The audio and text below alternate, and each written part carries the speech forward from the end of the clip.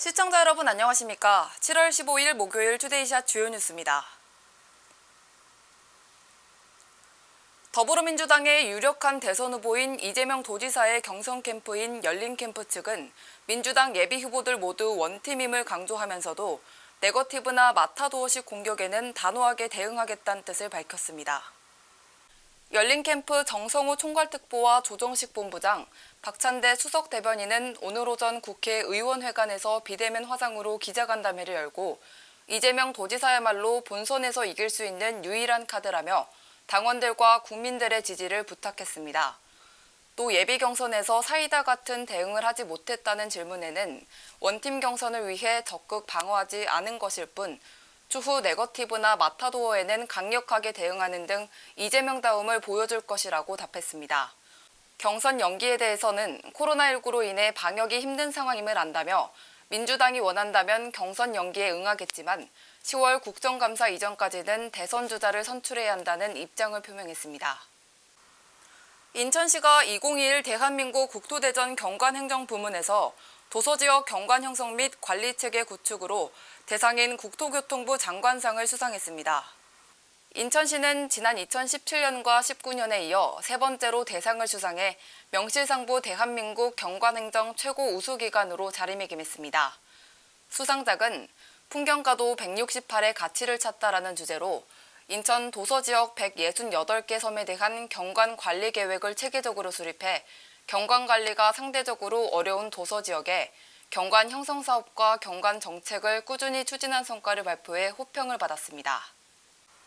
코로나 4차 대유행이 거센 가운데 정부와 지방자치단체가 병상 확충에 주력하며 수도권의 생활치료센터는 다소 여유가 있는 것으로 나타났습니다. 오늘 보건복지부 중앙사고수습본부에 따르면 전날 기준 수도권 생활치료센터 가동률은 66.0%로 집계됐는데요. 정부와 각 지자체가 운영하는 수도권 생활치료센터는 40곳으로 정원은 총 18명입니다. 현재 6,603명이 입소해 치료를 받고 있어 3,405명이 더 입소할 수 있는 상태입니다.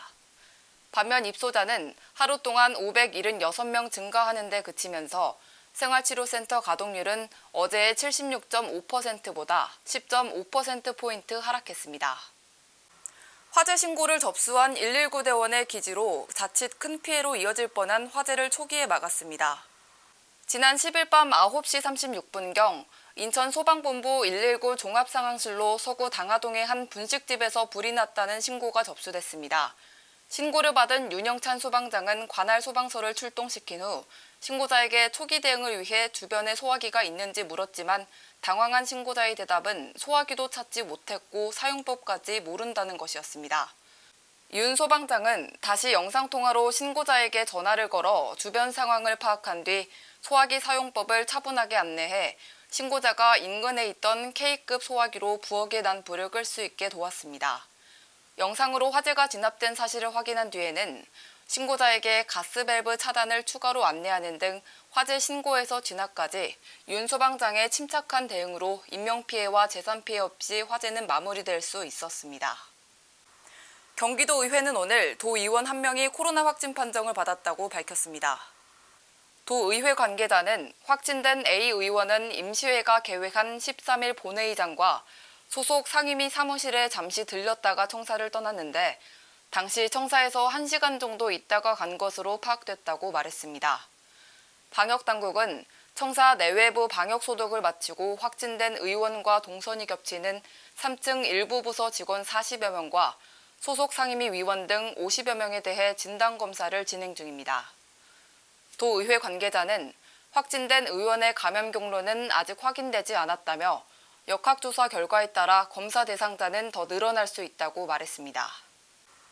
오늘 제가 입은 의상의 색상은 부드러움과 여성스러움을 대표하는 분홍색입니다.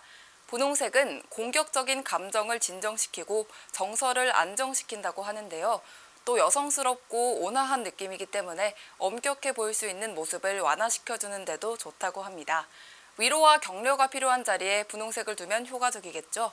오늘 뉴스는 여기서 마치겠습니다. 시청해주신 여러분 고맙습니다.